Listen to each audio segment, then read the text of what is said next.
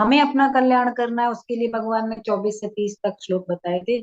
उसमें यज्ञों का साधन बताया था। तो एक थोड़ा सा देख लेते हैं कि वो क्या क्या थे। तो 24वें श्लोक में भगवान ने कहा था कि जो साधक है उसमें का जो कर्तव्य कर्म करने की जो बुद्धि होती है वो ब्रह्म बुद्धि होती है। और वो हर चीज में ब्रह्म देखता है। तो इसलिए उसके संपूर्ण कर्म ब्रह्म हो जाते हैं। जैसे हमने उसमें एग्जाम्पल देखा था कि जैसे कोई यज्ञ कर रहा है तो उसमें यज्ञ कर रहा है तो आहुति भी ब्रह्म है। जिसके द्वारा आहुति डाली जा रही है वो भी ब्रह्म है। जो कर रहा है यज्ञ वो भी हम है। हवन सामग्री भी हम ब्रह्म है। सब कुछ ब्रह्म है। जब पूरी क्रिया ही ब्रह्म हुई तो क्रिया का फल क्या होगा? ब्रह्म। इस तरह से सब चीजों को ब्रह्म मानने से ब्रह्म का दर्शन हो सकता है। कल्याण का मतलब वो ये है कि हम कोई और सत्ता नहीं रहे, हम उस विशाल सत्ता में हम एक हो जाएं।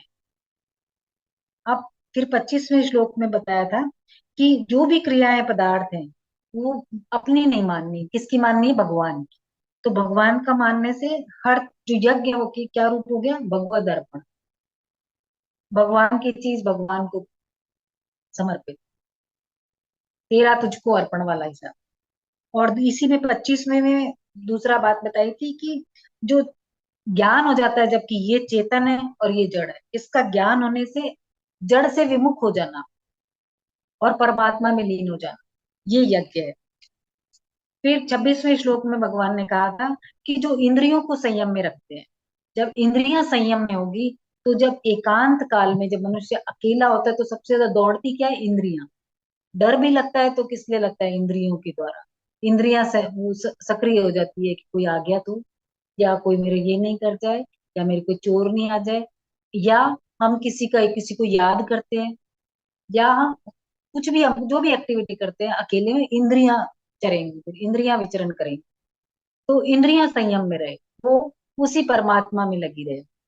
और दूसरा क्या, जब हम व्यवहार में आते हैं तो जो इंद्रियों के विषय लुभाते हैं। अच्छी चीज देखने में सबका इंटरेस्ट अलग होता है।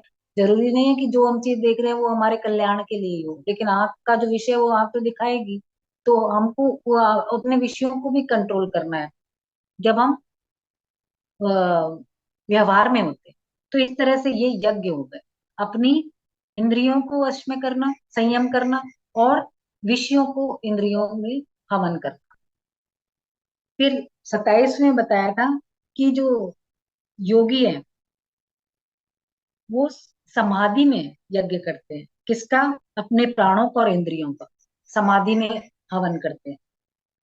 फिर बताया था कि जो कई लोग ऐसे धर्मशाला बनवाते हैं, या पानी के लिए पानी के लिए नल लगवाते हैं, या प्याऊ बनवाते हैं, स्कूल खुलवाते हैं गरीब बच्चों के लिए। इस तरह के जो पैसे लगा के जो हवन कराए जाते हैं वो कहलाते हैं द्रव्य यज्ञ। इसी तरह से जो हमारा कर्तव्य कर्म हमको करना है, लेकिन उस कर्तव्य कर्म में बहुत कठिनाइयां आती है। उन कठिनाइयों को जो सह के भी वो कर्तव्य कर्म करता है वो कहला देगा तपोयज्ञ। और योग यज्ञ होता है हर परिस्थिति में सम रहना। फिर होता है ज्ञान यज्ञ, और फिर बताया था स्वाध्याय। स्वाध्याय को यज्ञ बताया था। स्वाध्याय मतलब कोई भी शास्त्र का जब हम अध्ययन करते हैं वो यज्ञ कहलाता है। फिर बताया था कि कई योगी लोग अपान में प्राण में अपान की गति को रोककर प्राणों में अपान का हवन करते हैं।